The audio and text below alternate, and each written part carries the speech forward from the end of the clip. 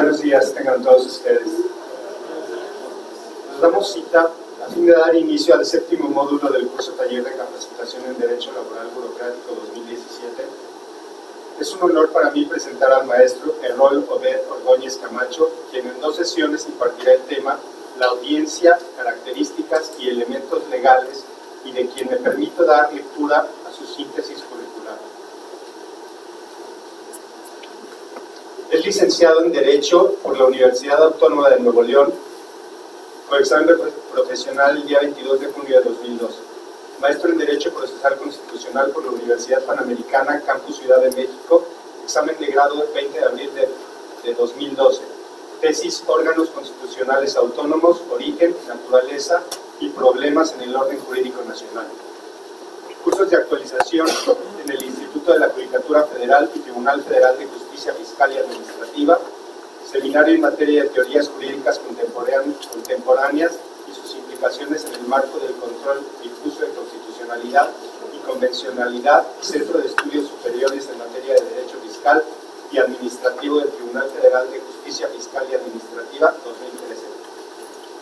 Diplomado de Derechos Humanos en el Poder Judicial de la Federación, Universidad Iberoamericana en colaboración con el Instituto de la Judicatura Federal, 2012-2013. Diplomado La Reforma Constitucional en materia de amparo y su ley reglamentaria, Instituto de la Judicatura Federal, 2012. Seminario Argumentación Jurídica, Centro de Estudios Superiores en materia de Derecho Fiscal y Administrativo del Tribunal Federal de Justicia Fiscal y Administrativa, 2012. Seminario Métodos Alternos de Solución de Controversias, Perspectivas Nacionales e Internacionales, Instituto de la Judicatura Federal, 2012. Diplomado Derecho Tributario, Universidad Panamericana en colaboración con el Consejo de la Judicatura Federal, 2011. Curso de Especialización Judicial, Instituto de la Judicatura Federal, sede central, 2004. Actualmente es magistrado representante del Gobierno Federal en la 6ª Sala del Tribunal Federal de Conciliación y Arbitraje, secretario del Tercer Tribunal Colegiado en materia administrativa del Segundo Circuito con residencia en Naucalpan de Juárez, Estado de México, secretario del Juzgado Quinto de Distrito en materia administrativa en el Distrito Federal, secretario del Juzgado Primero de Distrito en materia civil y de trabajo en el Estado de Nuevo León, oficial judicial Juzgado Primero de Distrito en materia civil y de trabajo en el Estado de Nuevo León, oficial judicial Juzgado Sexto de Distrito en el Estado de Nuevo León. Sin más, cedo el micrófono al maestro Errol Obed Ordóñez Camacho, ponente del presente módulo. Agradeciendo a todos ustedes su amable presencia, no sin antes felicitarlos por el compromiso en capacitarse continuamente. Muchas gracias.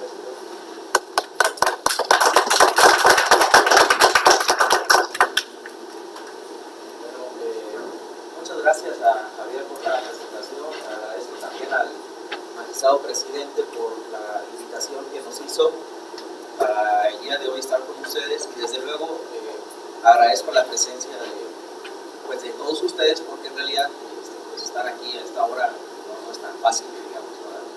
Pero si ustedes me lo permiten, vamos a dar inicio a este módulo de la audiencia, características y sus elementos, que en realidad no pretendo quitarles mucho tiempo, sino exponerles ciertas inquietudes, ciertas cuestiones que son relevantes para la audiencia de nuestro oficio laboral burocrático, y sin más preámbulo, pues comenzaremos en este tema. Si ustedes me lo permiten, voy a presidir aquí del micrófono y me voy a acercar con ustedes para hacer, digamos, un tanto más o un poco más interactiva esta charla, ¿no?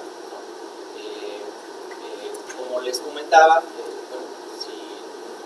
bueno, si no llegasen a escuchar hasta allá atrás, por favor, háganmelo saber para que, pues, en la medida de lo posible pueda incrementar o alzar un poco la voz.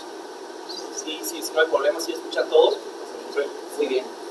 Bueno, pues habiendo visto sobre en sesiones anteriores sobre la estructura y competencia del tribunal, sobre el escrito de demanda, el escrito inicial, sobre el escrito de la contestación, llega el momento en donde, pues, digamos que propiamente ya está aquí el tema de la jurisdicción contenciosa, si ustedes me lo permiten así decirlo. ¿Por qué?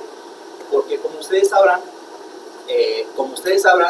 en el juicio laboral burocrático la litis se cierra en el momento en que se contesta la demanda. Entonces, si ya se expuso en forma escrita o bien en forma oral, que pues, así está previsto en nuestra ley, las peticiones del actor, y ya existe un escrito de contestación, entonces, en teoría o propiamente hablando, ya podemos entender que se cerró la litis, ya sabemos qué es lo que la parte actora pretende, ya sabemos cuáles son las excepciones y defensas del demandado. Entonces, lo que prevé en términos generales nuestra ley burocrática es citar a una audiencia en donde técnicamente ahí parecería que se agota en una sola audiencia, así dice la ley, las etapas de pruebas, alegatos y resolución.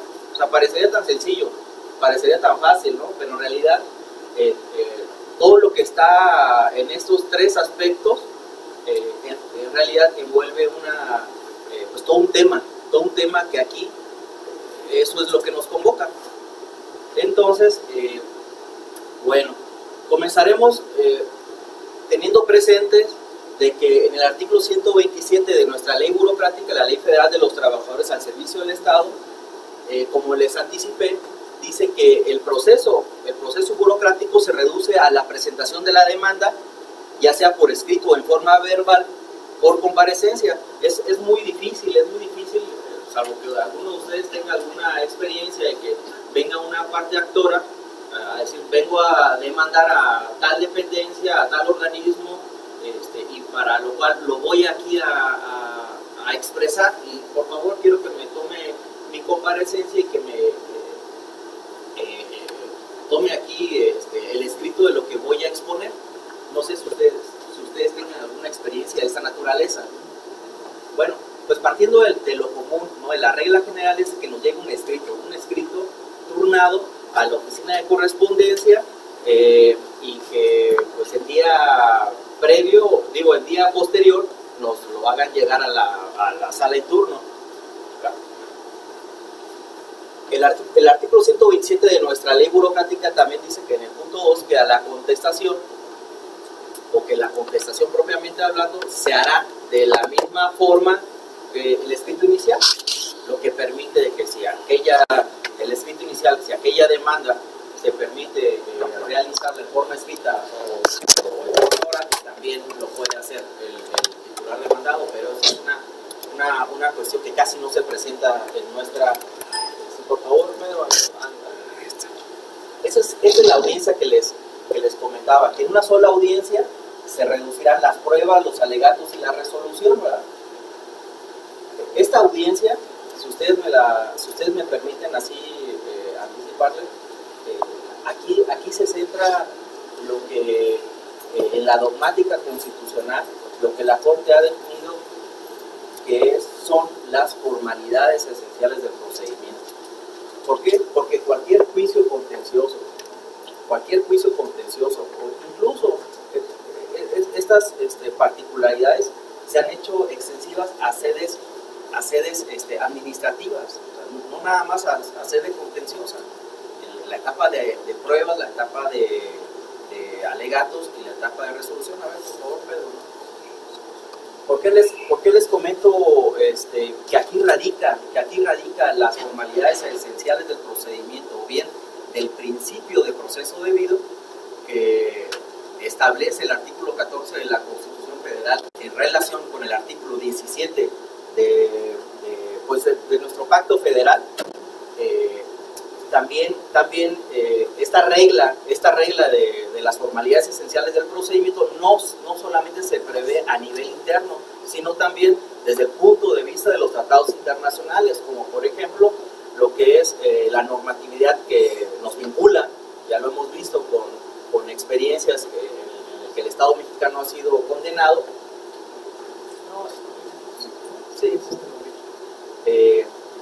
Que es el artículo 8 de la Convención Americana de Derechos Humanos, o bien el Pacto de San José. Digamos pues que las formalidades esenciales del procedimiento tienen dos vertientes, a nivel interno y a nivel externo o internacional, que son los tratados internacionales. En específico, en la Convención Americana, ahí está el artículo 8 de la Convención, siguiente, por favor, Pedro, y el artículo 14 de nuestra Constitución.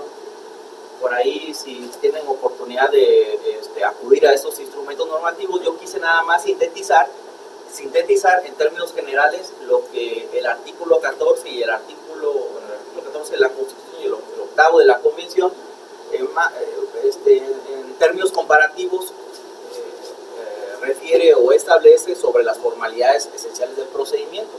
¿Qué es lo que el artículo 14 en términos generales, lo que nos debe de llamar la atención?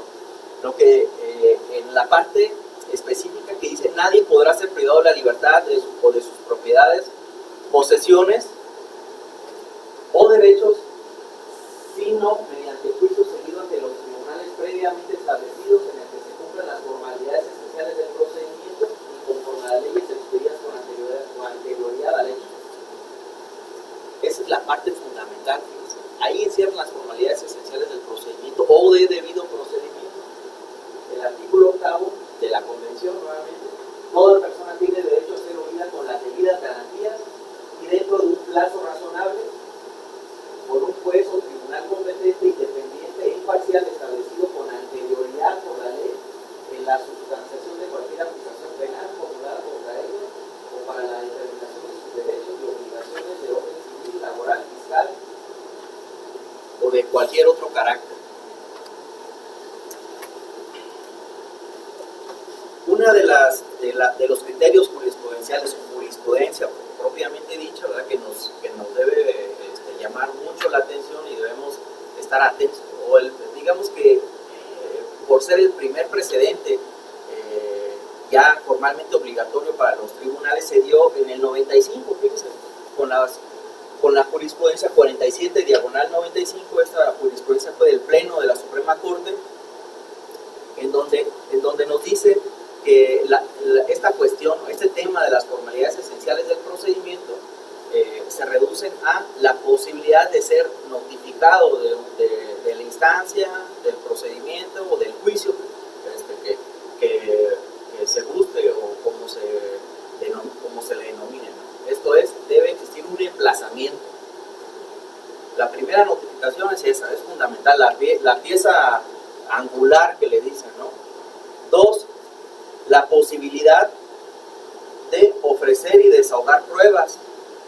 La tercera es la posibilidad de alegar.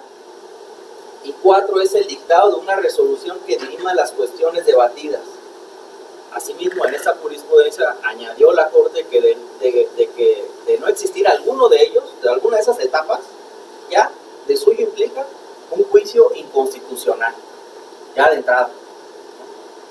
A estas 3 etapas, o la de el emplazamiento, pruebas, alegatos y resolución, que bueno, en términos generales hablamos de 4, se le debe añadir otras que posterior a esa jurisprudencia se han ido, digamos que añadidos, se han ido incrementando, y con esto no se busca más sino tener un juicio completo, un juicio en donde se diga se cumplieron las formalidades del procedimiento. Una de estas características que se le han añadido es la posibilidad, no nada más basta que exista una resolución, sino que esa resolución sea factible de recurrir, que exista la posibilidad de que sea recurrida. Si no existe un recurso, ya hablamos nuevamente de un juicio inconstitucional. Otro ingrediente, que una vez de que ha causado ejecutoria la sentencia, una vez que ha causado firmeza el laudo en lo que toca nuestro juicio, si no existe una etapa de ejecución efectiva, fíjense bien, óiganlo, si no existe una etapa de ejecución efectiva, esto es, si no se ejecuta el laudo, ¿de qué sirve que se emitió si no se va a ejecutar? Entonces, si no se ejecuta, nuevamente hablamos de un juicio inconstitucional. ¿Por qué? Porque la parte que obtuvo un laudo favorable ve frustrado ese derecho ya reconocido, en tanto que la autoridad, o ya no digamos que alguno de nosotros, pues no le quiera acordar algún escrito dirigido justamente a ejecutar su laudo, ¿no?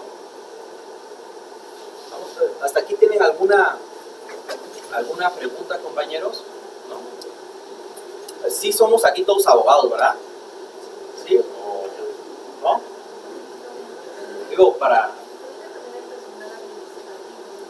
Sí, justamente sé que en la mañana es para el personal administrativo y en la tarde es para digamos, que ya de abogados, ¿no?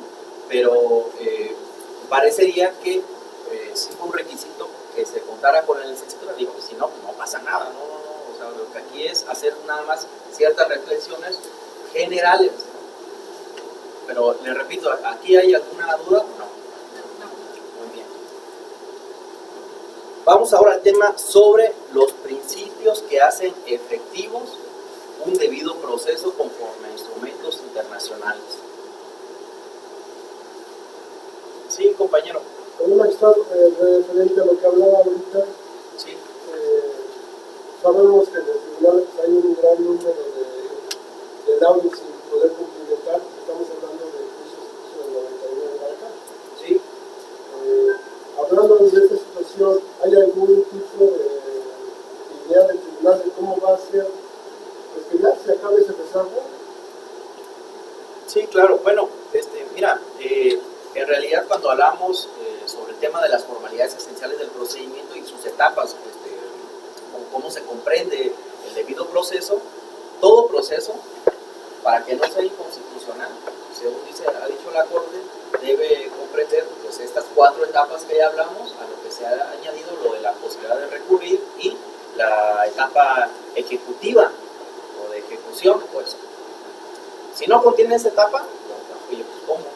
Tú ve legislador o tú ve juzgador, por lo pronto que tú tienes en la problemática ahorita, tú juez, tú magistrado o ustedes en sala, deben subsanar esa omisión, deben de colmar esa laguna. Si en el supuesto sin conceder que alguna una legislación no tenga una etapa ejecutiva, debe de tener una supletoriedad, ¿sí?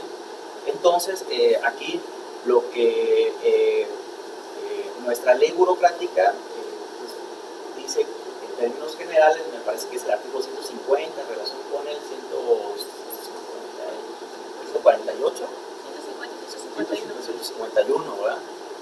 Dice que tenemos una amplia gama y que podemos poner multas de hasta 1,000 pesos, ¿verdad? Y seguramente los magistrados integrantes de las salas a las que estamos adscritos ya le han hecho llegar a ustedes sobre los criterios que ha aprobado el Pleno del Tribunal a efectos de poder cumplimentar un laudo. Ya sabemos que las multas de 1,000 pesos que se convierten en 1 peso, pues distan mucho de hacer ejecutivo o realmente efectiva la ejecución del laudo. Muy difícilmente con una multa de 1 peso se va a cumplir un laudo. ¿Qué es lo que ha dicho el Pleno? El Pleno del Tribunal. El Pleno del Tribunal ha acudido a medidas, digámoslo así, que supletorias, a fin de poder cumplimentarlo. La primera, que es la que establece nuestra ley, la multa de 1,000 pesos. La segunda, ya nos vamos supletoriamente a lo que prevé el Código Federal de Procedimientos Civiles. ¿Por qué? Porque ya hay una jurisprudencia del Pleno de la Corte que nos dice que para la ejecución de los laudos no podemos acudir supletoriamente a la Ley Federal del Trabajo. La Ley Federal del Trabajo establece ahí su mecanismo interno, pero que no es aplicable para nosotros. ¿Por qué? Porque nuestra ley dice que nada más multa de 1 peso. Vamos supletoriamente al Código Federal de Procedimientos Civiles y aplicamos las unidades de medida. Con posterioridad está lo de vista a la Contraloría Interna. Vista a la Contraloría Interna, ¿para qué? Para efectos de que si determinado funcionario obligado a cumplir ese laudo no lo está cumpliendo justificadamente, pues ¿qué? Habrá un expediente de responsabilidad administrativa para el servidor público que ha obstaculizado más que nada al cumplimiento de ese laudo. Cuarta medida, la vista al Ministerio Público. Finalmente está lo de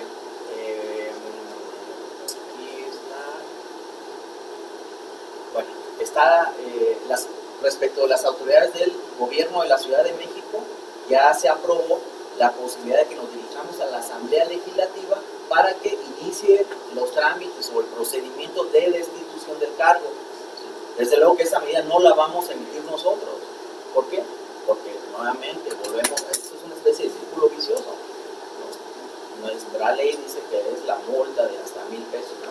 Pero estamos yendo a medidas extraordinarias a manera de colmar o de suplir esta laguna que pues todos nosotros ya sabemos que pues esta medida de la multa es realmente ineficaz, ¿no?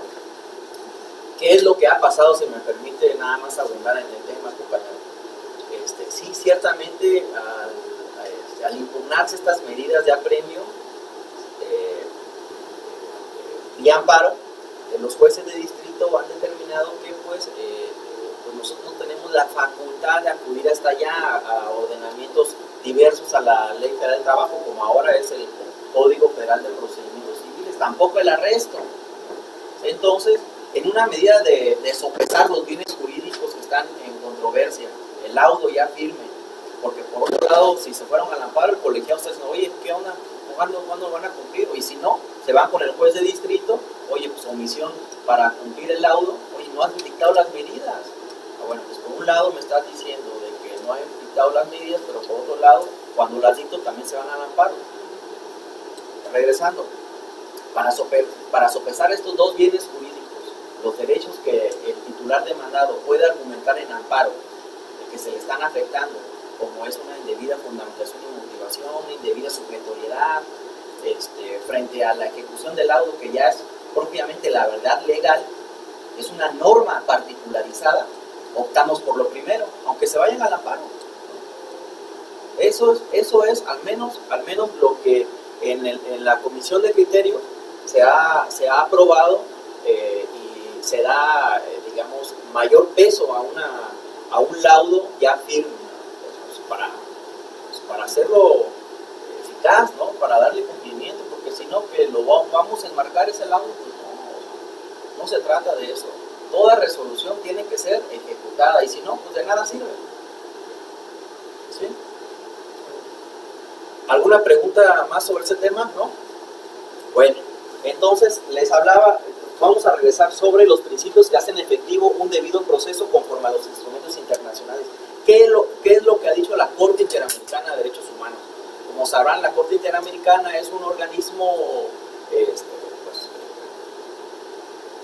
válidamente, digamos, que si me lo permiten así decirlo, contencioso a nivel internacional, pero regional. ¿Por qué regional? Porque abarca nada más a los estados americanos que son parte de la convención, entre ellos México. ¿Qué es lo que ha dicho en sus resoluciones? Primero, la imparcialidad, ¿no? Si no hay una imparcialidad del juzgador, si no hay una imparcialidad del órgano que está conociendo de la controversia, no podemos hablar de que se cumplieron los principios que hacen efectivos un debido proceso. ¿Sí? ¿Qué es la imparcialidad? No es más que juzgar desde la perspectiva del derecho y no de una presión o de algún interés extraño a él. O sea, debemos ajustarnos a lo que establece la ley, la jurisprudencia y el derecho. Punto. Alguna presión extraordinaria, eso es ilegal, ya no hay imparcialidad. Otra característica, igualdad. El principio de contradicción debe ser ejercido en igualdad de condiciones. ¿Qué es esto, compañeros? O sea, no le puedo ofrecer términos procesales a alguna parte que el otro no lo tenga. Ya sabemos que nuestro derecho del trabajo deriva del derecho de clases, ¿no? Que hay que tratar de igualar en la medida de lo posible a la clase trabajadora frente a la patronal, pero si ustedes observan, se tratan de respetar los mismos términos, ¿no? Se trata en la medida de lo posible, o no le imponemos cargas excesivas e irracionales a las partes, sobre todo también al titular demandado. El titular demandado, si bien sobre él recae la mayoría de las cargas probatorias, también lo es de que eso tiene una justificación razonable y válida, porque pues él es el que está en mayores condiciones de presentar esos elementos probatorios, no es por una cuestión gratuita que se le impuso esa carga. La igualdad ante la ley, discriminaciones expresas y discriminaciones tácitas. ¿Qué es esto, compañeros? Bueno, Así como la ven, si bien el juzgador puede,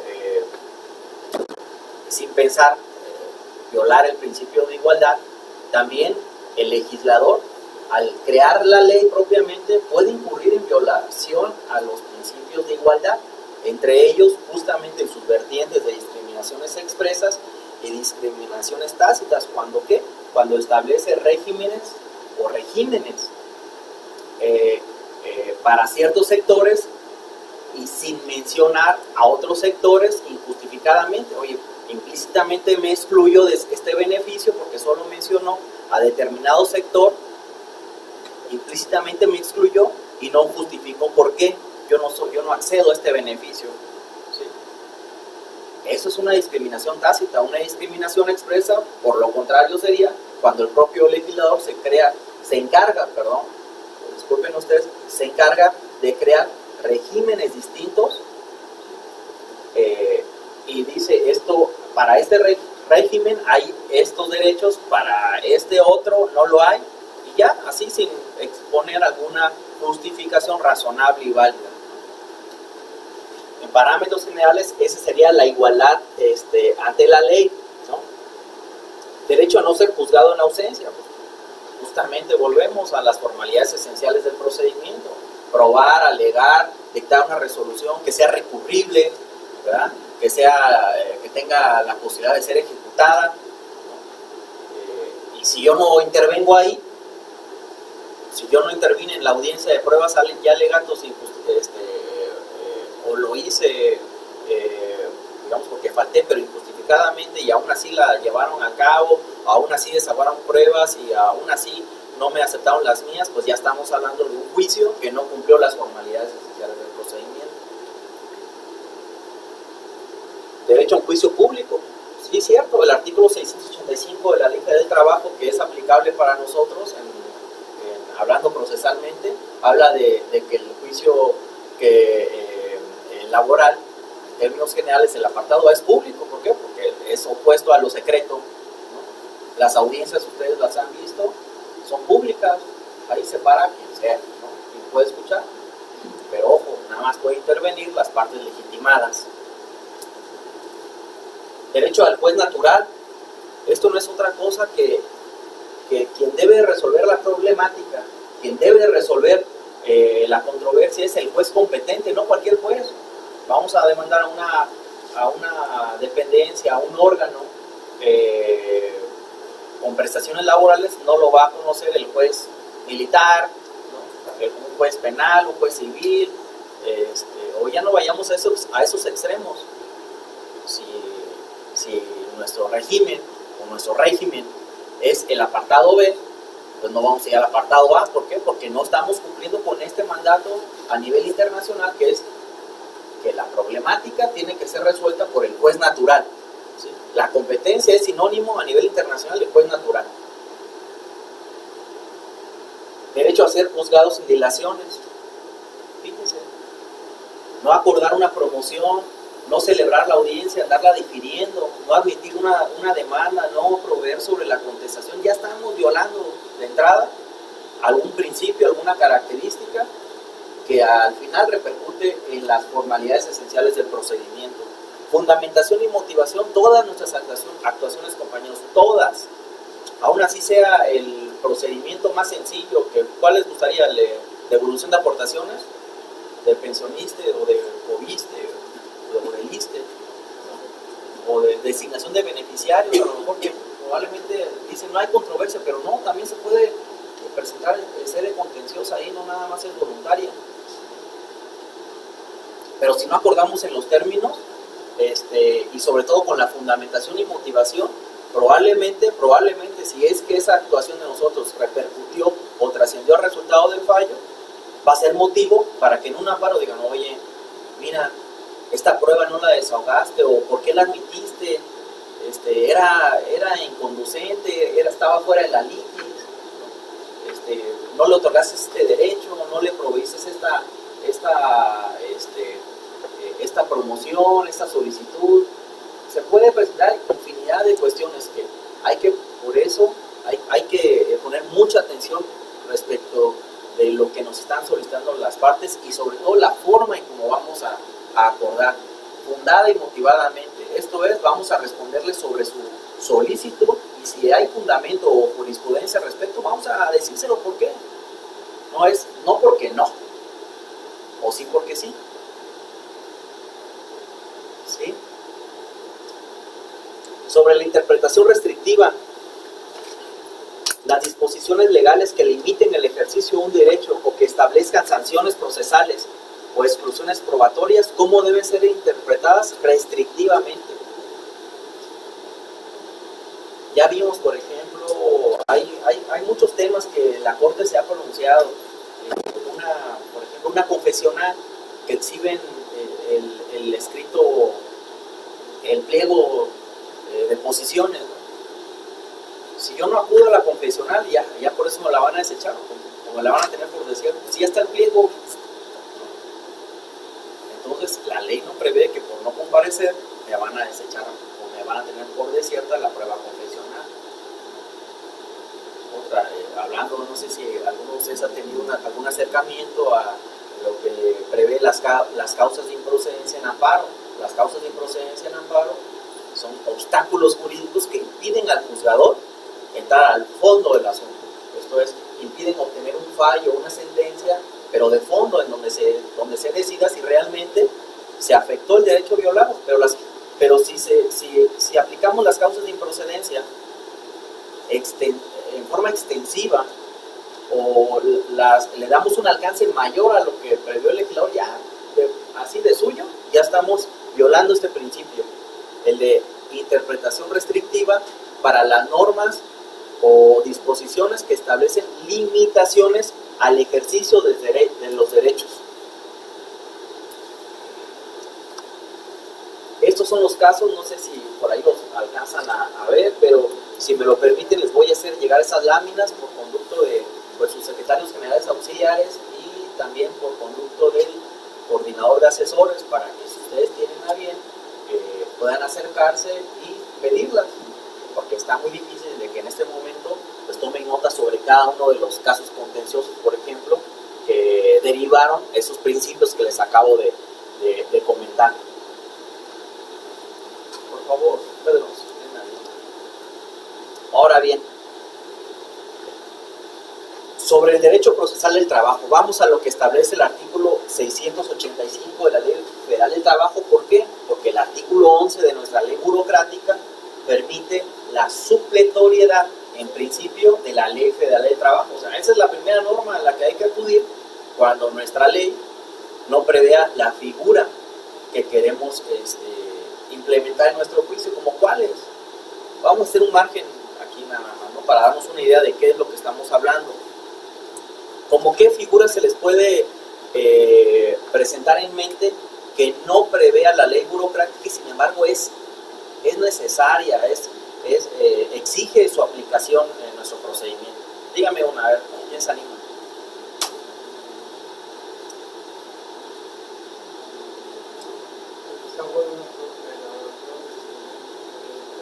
Bueno, sí, ¿por qué no? Pero digamos que todo la cuestión del aspecto probatorio de nuestro juicio, todo, bajamos a la Ley Federal del Trabajo, no lo prevé. Por tanto, sí es correcto, ¿por qué no? Pero una clara, ¿sí? Para un ejemplo, por ejemplo, ¿qué sería? La aclaración de sentencia. Dudo mucho, seguramente no está prevista en nuestra ley. Sin embargo, tenemos que acudir ¿a qué? A lo que ha establecido la jurisprudencia, ver figuras análogas y sobre todo si tenemos que aclarar alguna cuestión ahí media rara, la podemos aplicar.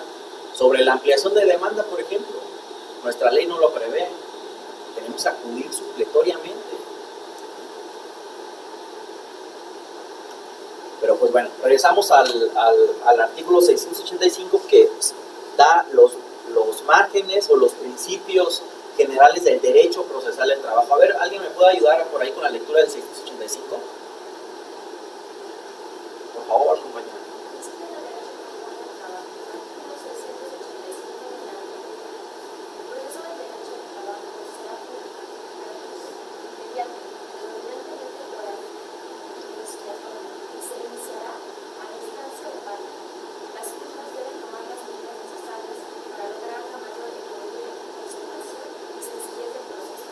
Sí, ciertamente.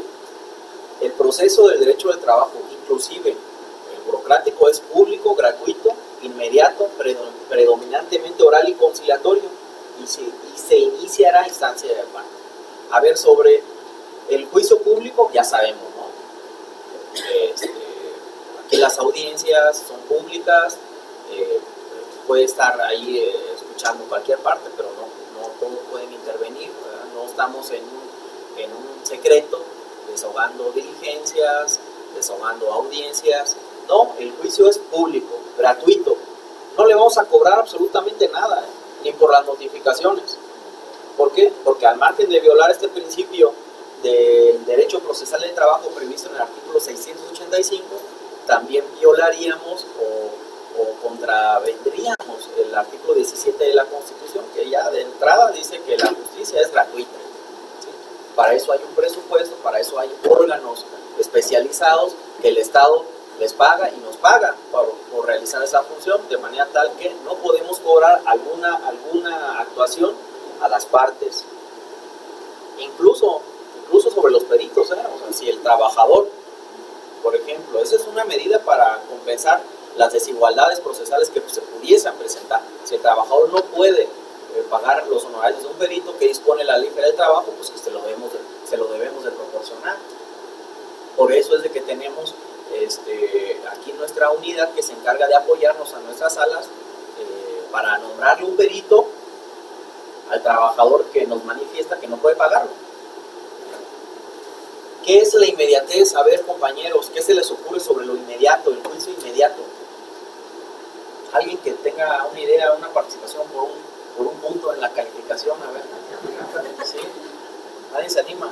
Inmediatez, es que debe ser bien rápido. ¿Sí? No. Sí, ¿cómo te llamas? A ver, Amanda.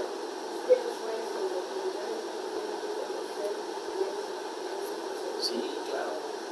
Muy bien. Bueno, ya nos había dicho Amanda, nos había anticipado de que el principio de inmediatez tiene una vertiente aplicable para el juez o para los juzgadores que están conociendo el asunto, pero no directamente el juez o los juzgadores, sino que a través de las personas que están facultadas para ello. Por ejemplo, el encargado de llevar las audiencias es justamente un secretario de audiencias. ¿Y quién dispone la ley que debe resolver las cuestiones que ahí se presenten?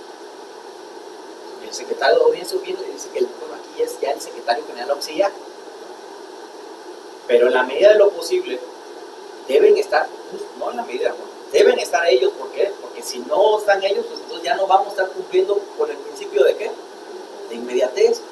Pero este principio de inmediatez tiene otra vertiente aplicable a las partes. ¿De qué sirve que los juzgadores, a través de las personas que están facultadas para realizar estas diligencias, estén ahí presentes si no están las partes? Las partes tienen que estar presentes o bien por conducto de sus apoderados, y si no están ahí, pues ya no estamos hablando de un respeto al principio de inmediatez, entre otras, falta de personería, falta de legitimación, falta de personalidad, qué sé yo, ¿no? Habría que ajustar y ver el caso en concreto, pero ciertamente el principio de inmediatez tiene dos vertientes: aplicable a las partes y aplicable a los juzgadores. Predominantemente oral, sí, ya lo vimos. El juicio burocrático lo puedes incluso presentar vía oral, no hay necesidad de presentarlo por escrito. Fíjese, sí es muy raro, pero para que no se nos extrañe de que el día de mañana venga una parte y nos digan, oigan, pues está aquí abajo alguien que quiere formular una demanda por escrito, se lo debemos de aceptar.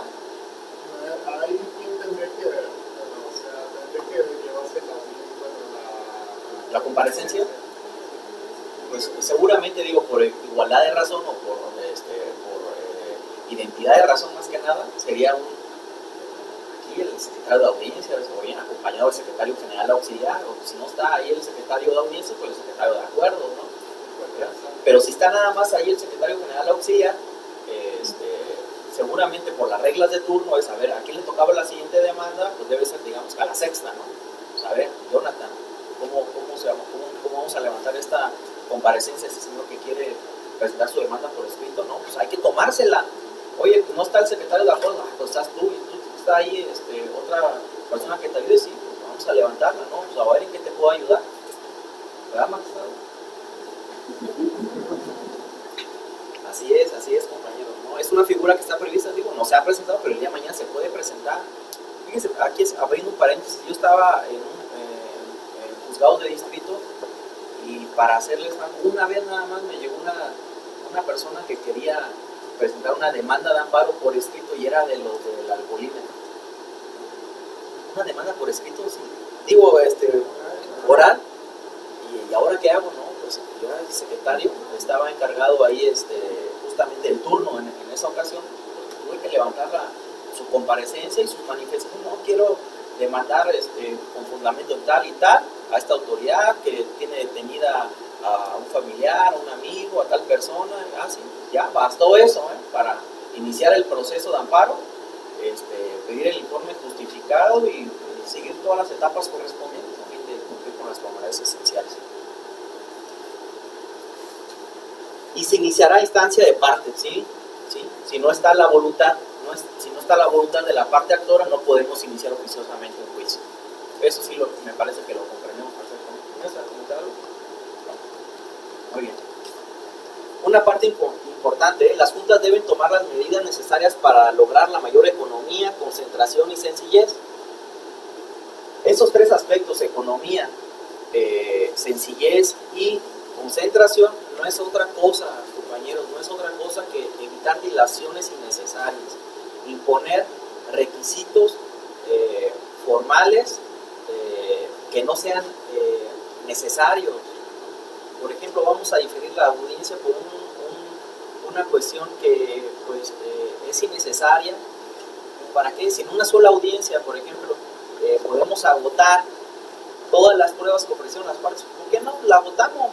Es que ya estoy cansado. No, ya están todos, vamos a agotarla. Pues ya. Eso es la concentración, eso es la sencillez y eso es la economía. No podemos andar difiriendo audiencias, no podemos andar prolongando plazos, notificando ya un auto ya que ya pasó, pues como para qué. Ya mejor lo que tendríamos que hacer aquí es ver al actuario y hablar con él. Oye, ¿por qué no notificaste? Cuando un actuario no notifica en forma debida un auto, un laudo o el emplazamiento, qué sé yo, cualquier cosa que se pueda presentar, aquí están los principios que podemos transgredir, además de las responsabilidades administrativas, desde luego. Por favor. Eso es a nivel de la Ley Federal del Trabajo, que como ya nos dijo aquí el compañero, ciertamente todo el proceso es aplicable a la Ley Federal del Trabajo. Pero ¿qué es lo que nuestra ley burocrática establece? El artículo 131. Recibida la contestación o transcurrido el plazo para contestarla, se citará a las partes a una audiencia de pruebas, alegatos y resolución. Así se le denomina en nuestro juicio. A una audiencia de pruebas, alegatos y resolución. Ahí están las tres facetas que les comentaba. Ahí nuestro juicio trató, no hay otra cosa más que trató de cumplir con lo que establece la Constitución, formalidades esenciales del procedimiento, pruebas, alegatos y resolución. No hay un plazo definido para citar a las partes para el desahogo de la audiencia. Sí, ciertamente no hay un plazo, ¿no? Nada más el plazo que existe es de que cuando se emplaza a titular demandado, ¿cuántos días tiene para contestar? Ya lo vieron con la magistrada Rocío Rojas, ¿no? ¿Cuántos días? 5 días. ¿Y cuando se demanda el CS? 9. ¿No? Aquí no es otra cosa más que compensar las desigualdades procesales que pudiesen existir por nuestro juicio laboral, ¿no? No se descarta la posibilidad de que las partes puedan llegar a un convenio, sí. Fíjense, la única audiencia, más adelante lo vamos a ver, la única audiencia que prevé una etapa de conciliación es para los juicios colectivos. Para los juicios individuales no establece sobre la conciliación la posibilidad de que las partes puedan convenir o llegar a un acuerdo, un arreglo, qué sé yo. Pero no porque no lo prevea, ya no lo vamos a aplicar. Aquí justamente regresamos sobre las reglas de la supletoriedad. Nuestra propia ley prevé la posibilidad de que en un juicio colectivo se concilie. ¿Por qué en los individuales no? Se puede conciliar, sí, pero no, yo no voy a abrir una etapa de conciliación. ¿Por qué? Porque no es una regla, no es una etapa que está prevista para un juicio individual, únicamente para el colectivo. Sin embargo, a pesar de que no está previsto y que yo no lo voy a abrir, no le voy a vedar la posibilidad de que las partes puedan convenir, si es que así quieren. ¿Hasta cuándo pueden convenir, compañeros? ¿Hasta cuándo les parece?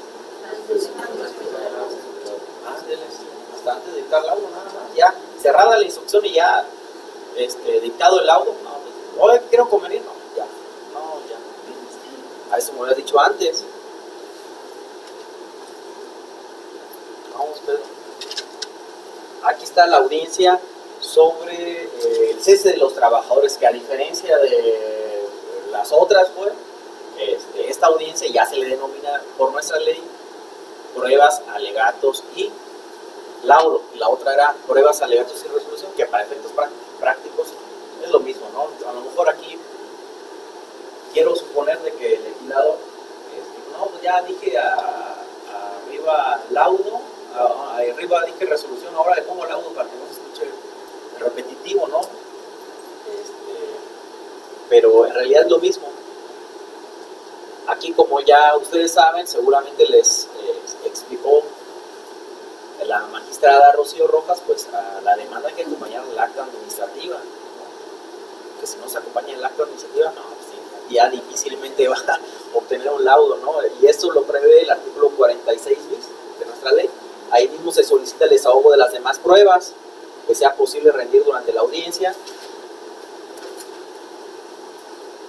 para que el demandado conteste. Son 9 días, ya lo anticiparon, acompañando las pruebas que tenga en su poder. Ahí también, si es que tiene pruebas y que las quiere ofrecer, las tiene que acompañar en su escrito de contestación.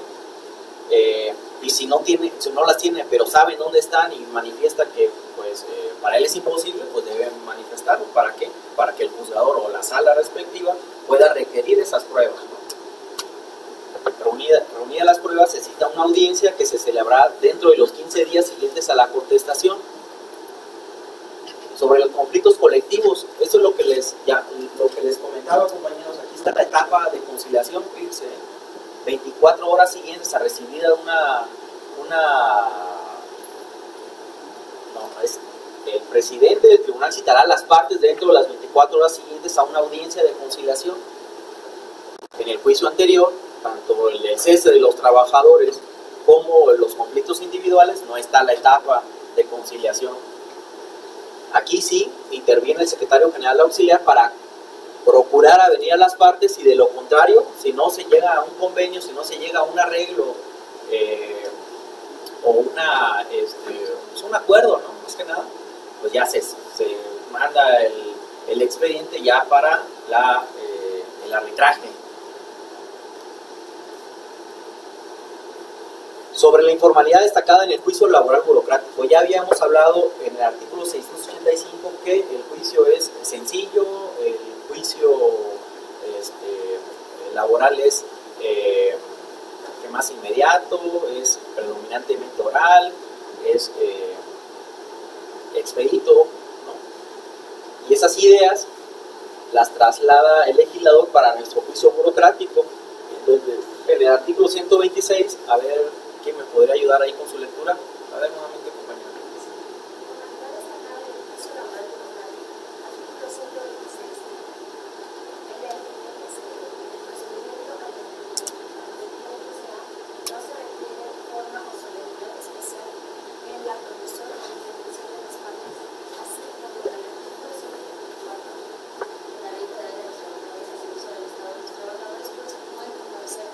Audiencia de pruebas, alegatos y resolución por sí o por representantes acreditados mediante simple carta poder, y los titulares por apoderados acreditados mediante simple oficio.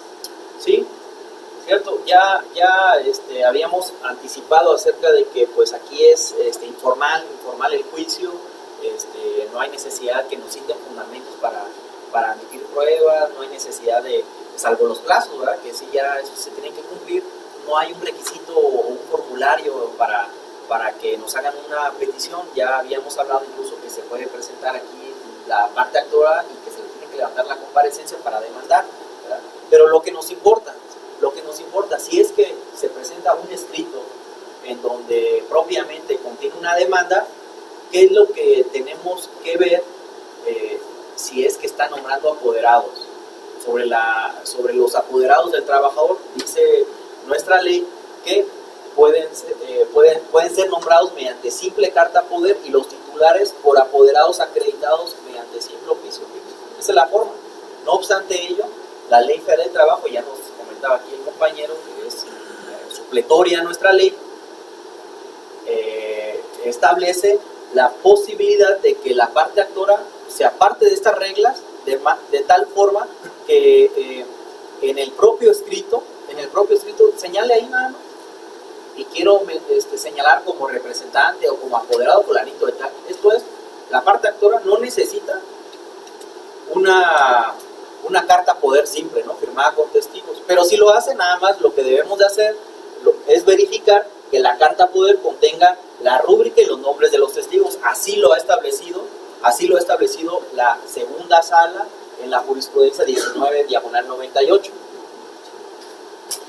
Vuelvo a repetir, nada más. Trabajadores, carta poder, si es que va a nombrar apoderados, o bien lo puede mencionar o autorizar en el escrito inicial de demanda sin seguir estas reglas de la carta poder, firmada por los testigos y con su nombre, porque si no lo pone, entonces no cumplió. Y eso sí, el titular demandado es mediante oficio, ¿no? Esto es lo que les anticipé. Podría acreditarse la personalidad del apoderado o representante del trabajador de otra forma. Aquí está la jurisprudencia 81 del 2005, que dice que la personalidad en el juicio laboral puede acreditarse con documento distinto del poder notarial o carta poder cuando se trate del apoderado del trabajador. ¿Sí? Y esto es, me parece, el 693, ahí está. ¿Alguien trae su ley federal de trabajo por ahí? ¿No? Bueno, a ver, rápidamente.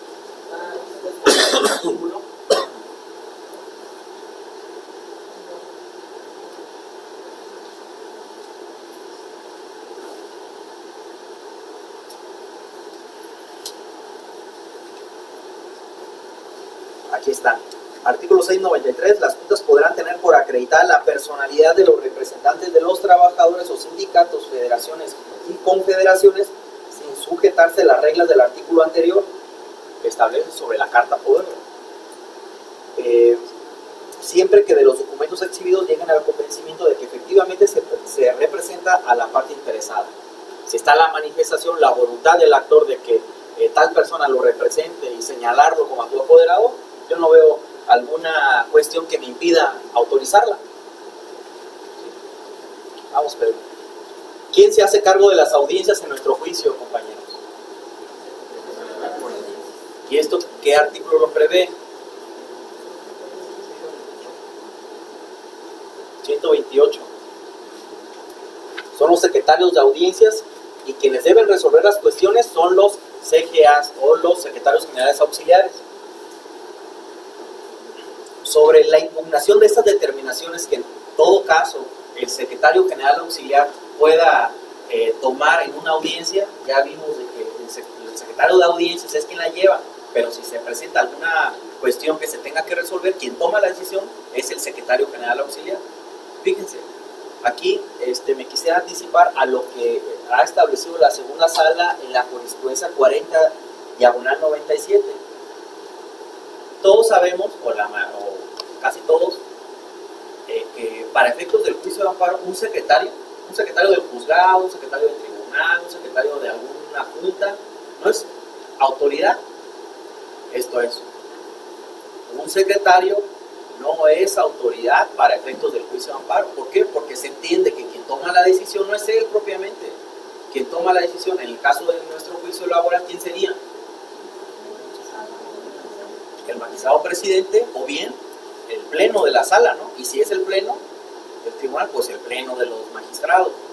Pero el CGA o el secretario general de acuerdos no es autoridad para efectos del juicio de amparo. Sin embargo, como el artículo 128 de nuestra ley establece que ellos son los que van a resolver cualquier cuestión que ahí se presente. Entonces, ¿qué es lo que nos dijo la Corte?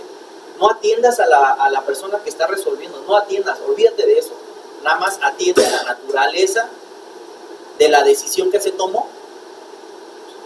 Y si el recurso de revisión previsto en el juicio laboral burocrático permite impugnar una decisión tomada en audiencia por el secretario general auxiliar, pues admítelo y resuélvelo.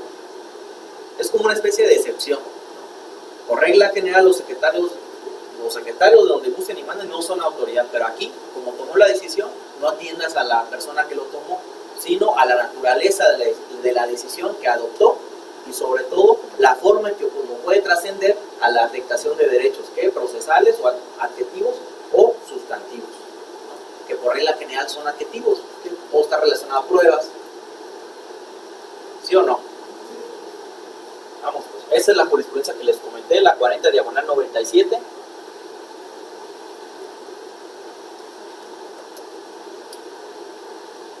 A ver, vamos, Pedro. Vamos a pasar a una etapa, pues ya un poquito más, pues, técnica. ¿Por qué? Porque ya se trata propiamente del ofrecimiento de pruebas. ¿Cómo se imaginan que aquí en nuestro juicio se ofrecen y se desahogan las pruebas? A ver, alguien, por un punto. ¿Cuál es el momento oportuno para ofrecerlas? Ya, seguramente lo están viendo. Y si no lo hizo ahí, ¿qué pasa?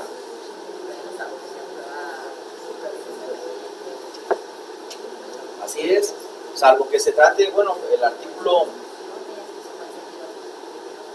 es el artículo 133, si no me equivoco, pero ciertamente el artículo 129 y 130 nos dice que el momento oportuno para ofrecer pruebas es en la demanda y en la contestación. Bueno, eso uno lo deduce porque ahí dice que al escrito de demanda se acompañarán las pruebas, ¿no? Al escrito de contestación se ofrecerán las pruebas. Esto es vía jurisprudencial, dice que ahí es el momento, y si no lo hizo, no lo puedes ofrecer en la audiencia. ¿Qué pasaría si la ofrezco en la audiencia? ¿Cómo la declararía?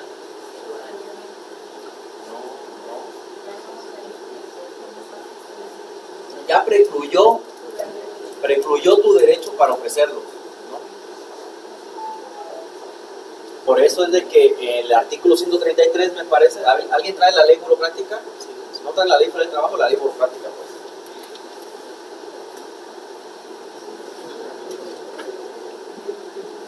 ¿Alguien que me pueda ayudar por ahí, no? 133.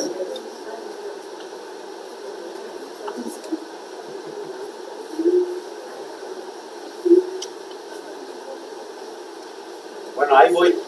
En la audiencia solo se aceptarán las pruebas ofrecidas previamente, a no ser que se refieran a hechos supervenientes, en cuyo caso se dará vista a la contraria, o que tengan por objeto probar las tachas contra testigo, o se trate de una confesional, siempre y cuando se ofrezcan antes de cerrarse la audiencia. Entonces, hay tres pruebas que con excepción se pueden admitir en la audiencia: supervenientes, tachas contra testigos y confesional. Ahora vamos a regresar. ¿Qué se les ocurre que sea una prueba superveniente, compañeros?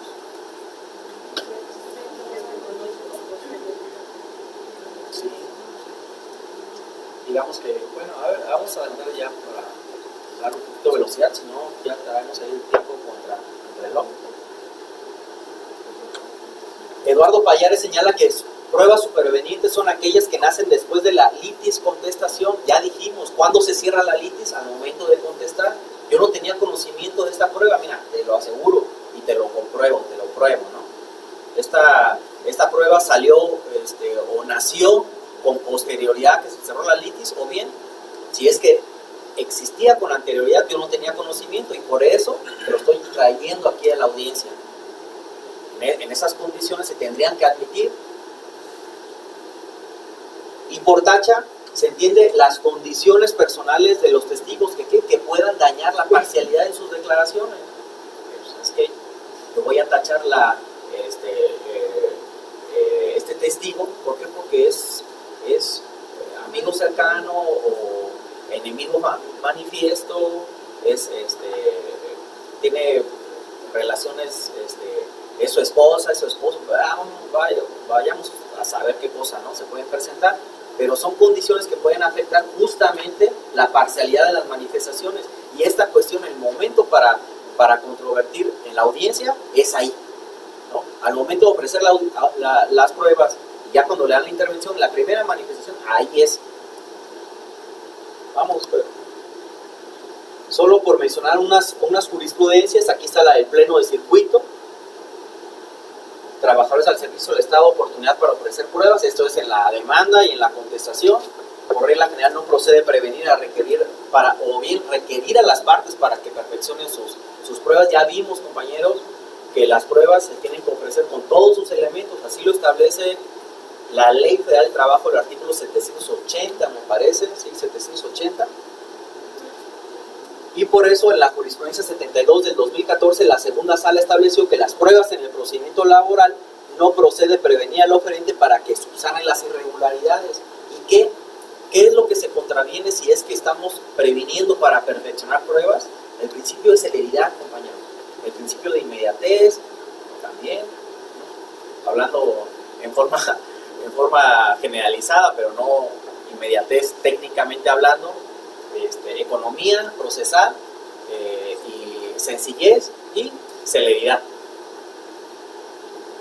Y la diversa, que prevé el pleno del 21º circuito, que aquí es Guerrero, el 21º circuito es Guerrero, y nos dice que las pruebas en el procedimiento laboral, fíjense, en esta jurisprudencia también acudió a la legislación laboral, pero federal, burocrática.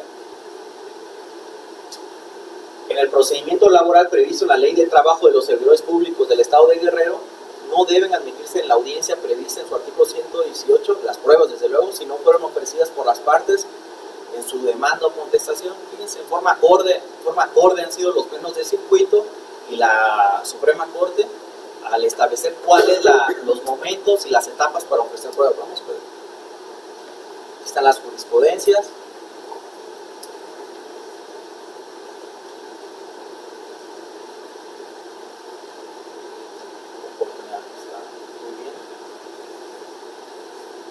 Ok, hasta aquí, compañeros, ¿tienen alguna duda o comentario que quisieran realizar? ¿Seguro? Sí. A ver si le pueden pasar aquí el micrófono porque no lo voy a escuchar.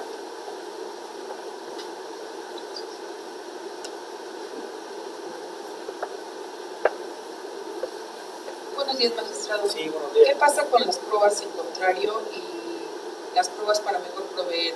¿En qué momento las aceptamos y cómo las desahogamos? ¿En qué momento? No hay un momento específico, ¿eh? Aquí entra más que nada las reglas de la experiencia, la lógica y el sentido común. Al margen de que la Ley Federal del Trabajo establece que las juntas podrán proveer sobre cualquier diligencia que consideren necesaria, siempre y cuando sea necesaria para efectos de resolver, la pueden requerir hasta antes de dictar el laudo. Pero si yo recabé una prueba, lo mínimo que puedo hacer yo oficiosamente es darle vista a las partes.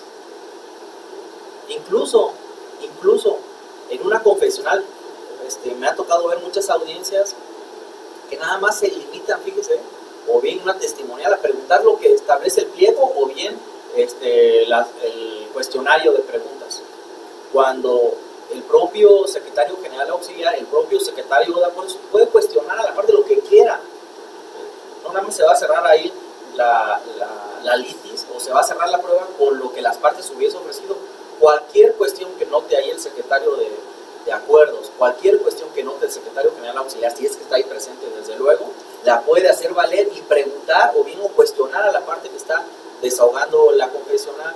Pero regresando al punto, si yo no he cerrado la instrucción y considero que hay una prueba que ya me va a decir, ya, cómo está a favor o en contra de quién voy a resolver, la hago valer, citando que el artículo 685 de la Ley Federal del Trabajo. No hay un momento específico, pero si ya se cerró la instrucción, ya difícilmente, o mejor dicho, ya no puedo mandar, solicitar o requerir alguna prueba que considere necesaria para poder resolver sí, respondí su pregunta.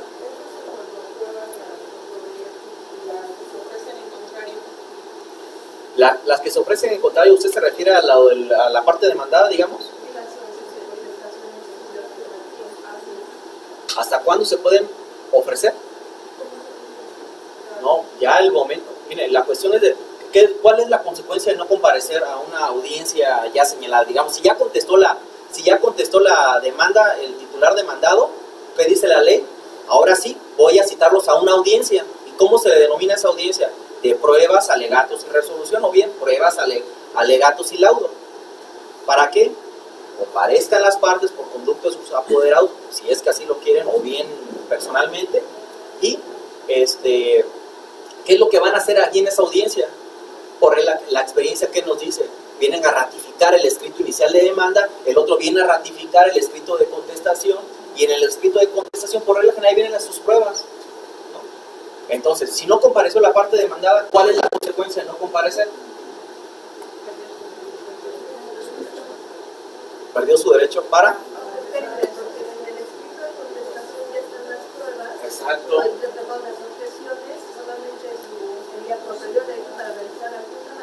¿Alguna manifestación? Pero yo creo que la licenciada se refiere que cuando un demandado se fue en sentido afirmativo, sí, las pruebas que ofrece son los... ¿Eso puede desvirtuar? Salvo prueba en contrario, ¿Eso puede desvirtuar la primera audiencia? Y lo que hacen los demandados es que ofrecen las mismas pruebas que ofrecieron en el escrito de contestación, y habría ahí que valorar cuáles serían pruebas salvo en contrario en las que ofrecen en el momento de la audiencia de pruebas, alegatos y resolución. Sí. Las pruebas ya previamente ofrecidas en el escrito inicial de demanda, como bien lo comentaba la compañera, ¿cómo te llamas? Emma Laura, como ya nos anticipaba Emma Laura, recordemos que las pruebas ya se ofrecieron en el escrito inicial o bien en el escrito de contestación. Yo no comparezco, lo tengo por perdido por realizar esas manifestaciones. Sin embargo, las pruebas ofrecidas se tienen que desahogar, y si esas pruebas me van a desvirtuar lo que se le tuvo por fictamente aceptando, esas pruebas ofrecidas me pueden desvirtuar. Acuérdense que esa confesión es una juris tantum. ¿Sí? ¿Por qué? Las pruebas me pueden desvirtuar lo que se le tuvo por aceptando, por no comparecer. Si el actor hizo manifestaciones ahí que el otro, por su ausencia injustificada, desde luego, no las objetó, lo tengo por reconocido ahí las manifestaciones que me está realizando el actor, o aquellas que no se pronunció al contestar la demanda. Pero si ofreció pruebas, las pruebas las tenemos que desahogar, compañera, y esas pruebas pueden revelar un sentido diverso a lo que ya fictamente se le tuvo por aceptando. Es una confesión, digamos, si así me lo permiten, es juris tantum. ¿Por qué? Porque acepta prueba en contrario. ¿Sí?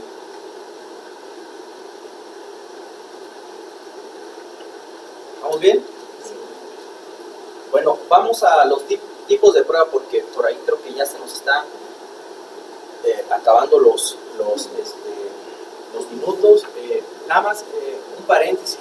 Fíjense que para la segunda clase, que es mañana, en relación con esos principios, en relación con estas pruebas, los momentos procesales, quisiera hacerles una evaluación final muy pequeña, solamente para reportar una asistencia y calificación para ustedes.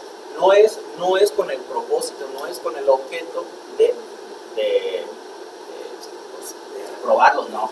Ya créanme que ustedes tienen una calificación aprobatoria. Sin embargo, sí quisiera evaluar que lo que estamos aquí platicando, lo que estamos aquí charlando, digamos, algo se nos hubiese comprendido, se nos hubiese quedado con nosotros, ¿no? Vamos a los tipos de pruebas. ¿Cuáles son los tipos de pruebas que prevé nuestra Ley Federal del Trabajo y la ley burocrática, que pues también ya vimos de que no establecen las pruebas, y por eso tenemos que acudir supletoriamente a la Ley Federal del Trabajo? Todas las pruebas son admisibles. Todas son todas. ¿Sí? Excepto las contrarias a la moral y al derecho. ¿Y cuáles son esas pruebas que vayan en contra de la moral y el derecho, compañeros? Es muy subjetivo, ¿no creen?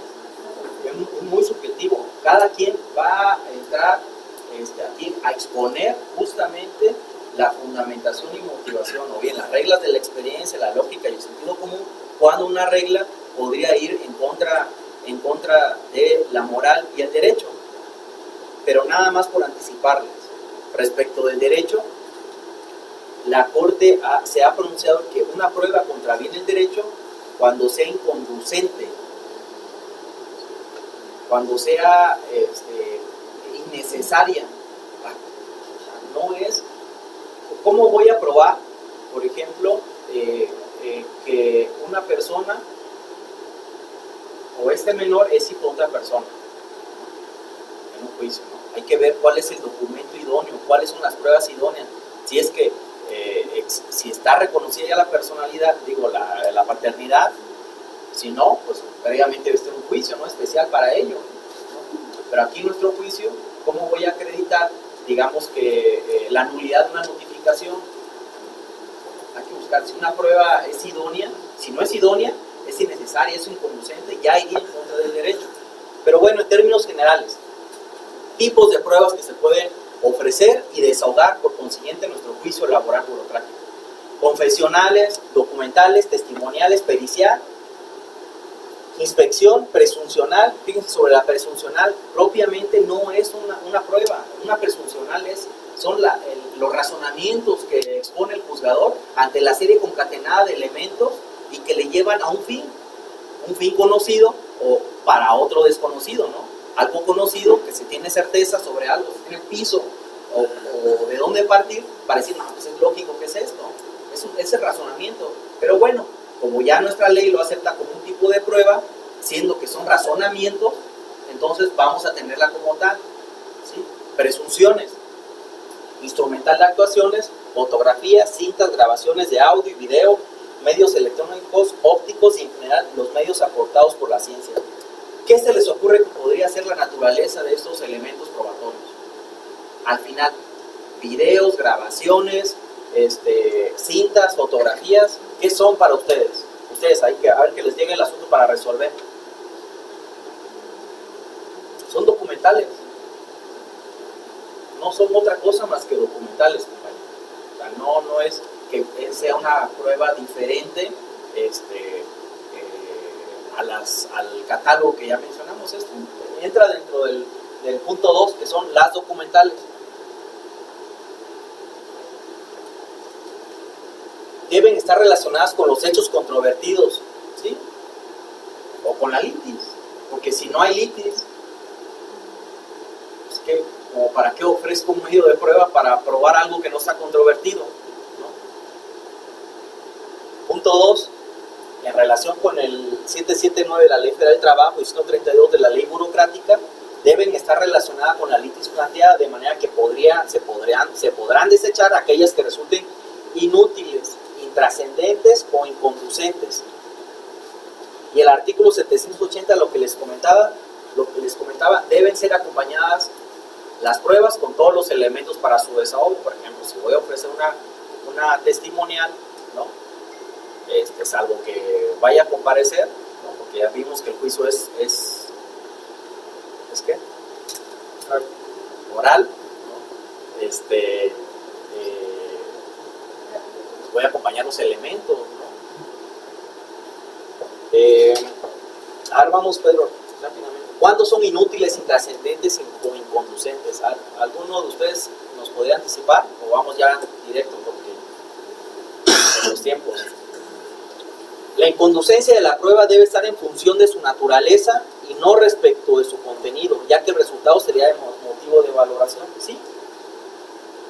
Un hecho yo lo puedo demostrar con una infinidad o un abanico de pruebas.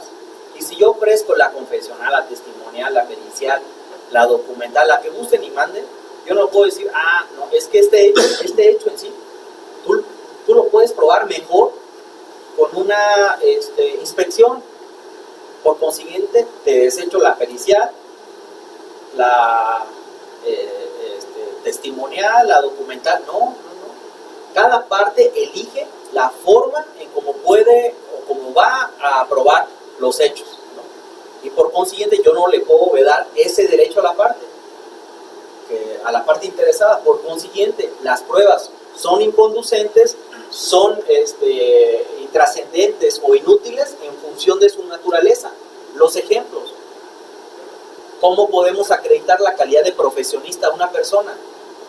Yo no lo voy a probar con el, oye, a mí me consta de que fulanito de tal es ingeniero civil. ¿Y cómo te consta? No, pues porque lo conozco hace 10 años, siempre lo está trabajando en obras. No, ¿cuál creen ustedes sería la prueba idónea para probar la calidad de un profesionista? La cédula profesional. Y si para probar ese extremo, esa afirmación me está ofreciendo una testimonial, es intrascendente, es inconducente, inútil, e inconducente, y por consiguiente la puedo desechar. ¿Por qué? Porque a pesar de que se desahogue, no me vas a probar lo que tú quieres. Sí, alcanzamos a percibir eso. ¿Cómo podemos acreditar la calidad de familiar del trabajador? Verbigracia, hija, esposa, concubina. El acta de nacimiento, y de esposa, pues el acta ahí de matrimonio, ¿no? O de defunción. Ahí están documentos idóneos. Te voy a acreditar que se murió fulanito de tal con el testimonio. No. Nada más sería ir en contra de los principios de ¿qué? Bueno, inmediatez, en términos generales, pues ya dijimos que inmediatez. No. Serenidad, ¿no? Sencillez. Una confesional del actuario para pretender demostrar una nulidad de notificaciones. Todas las notificaciones, compañeros, todas las notificaciones que realizan los actuarios tienen la presunción de ser válidas. Ya de suyo implica una presunción, ¿no?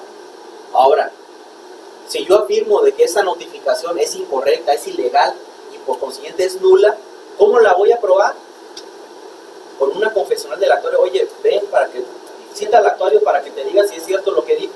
No, yo ya tengo la presunción de que es cierto lo que él me está diciendo, tiene fe pública, ¿no?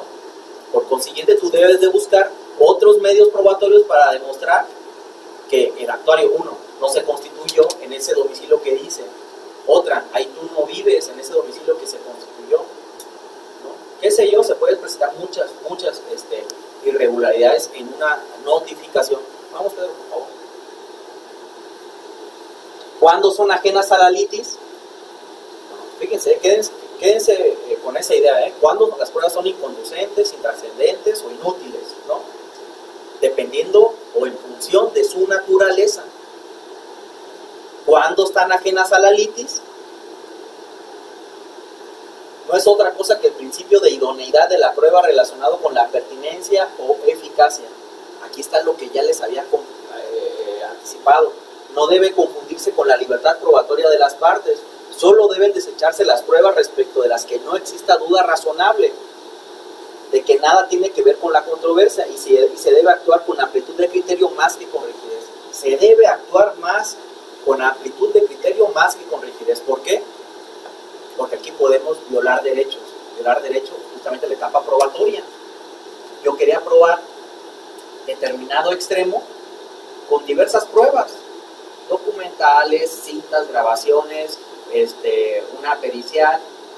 En todas en su conjunto a lo mejor ya va a percibir cierta idea de que el hecho afirmado por el trabajador es cierto, ¿no? Se pueden, digamos, concatenar las pruebas y llegar a un resultado convictivo o persuasivo en cuanto a que ciertamente lo que nos afirmó el trabajador es la veracidad, ¿no? Que fue despedido en tal fecha y no como lo afirmó el titular demandado al contestar la demanda. A diferencia de la prueba que es inconducente, inútil e intrascendente, que es en función de su naturaleza. Aquí ya es más que nada que está fuera de la litis, y más que nada es la idoneidad de la prueba.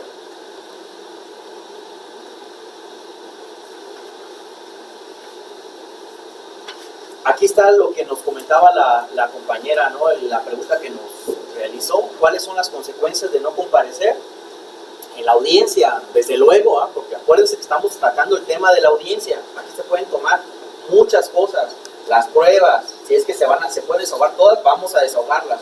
Y si vamos a cerrar la audiencia porque ya se desahogaron las pruebas, si el actor no comparece, ¿qué es lo que vamos a tener por consecuencia?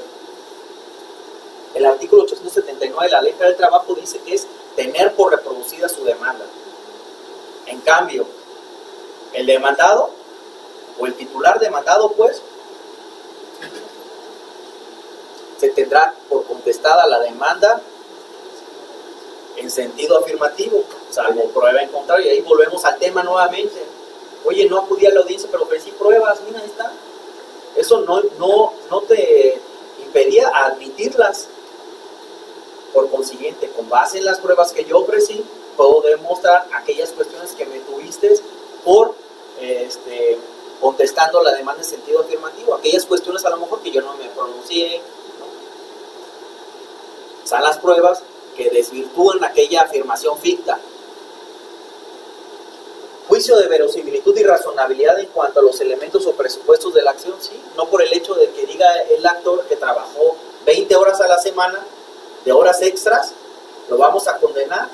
Hay que entrar o realizar un juicio de verosimilitud. Desde luego que esto no lo vamos a hacer en la audiencia, ¿no?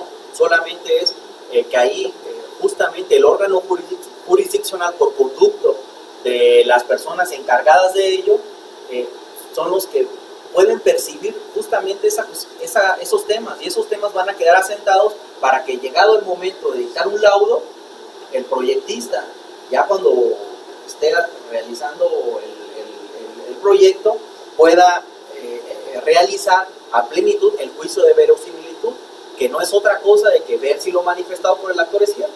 Acuérdense que nuestro sistema de valoración es libre, no hay una, al menos en nuestro juicio, no hay una regla específica. Si te ofrece la documental y se cuestiona, ya con esto vas a condenar. No, es libre, con base en las reglas de la experiencia y la lógica y el sentido común.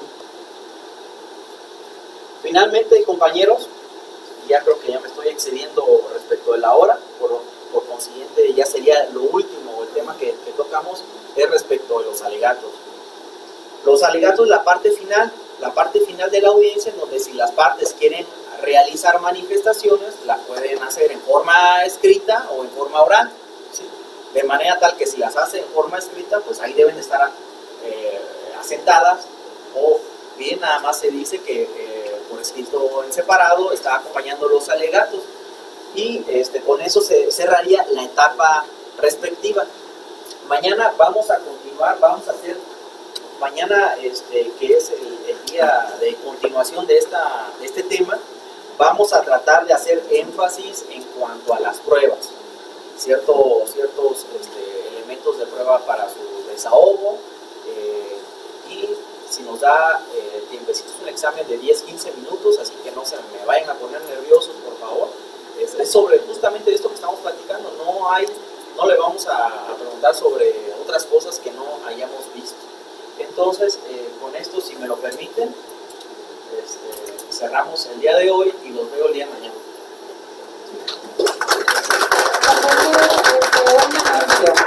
Les comento la reprogramación de las clases por motivo del sismo del día 19. Les comento las fechas.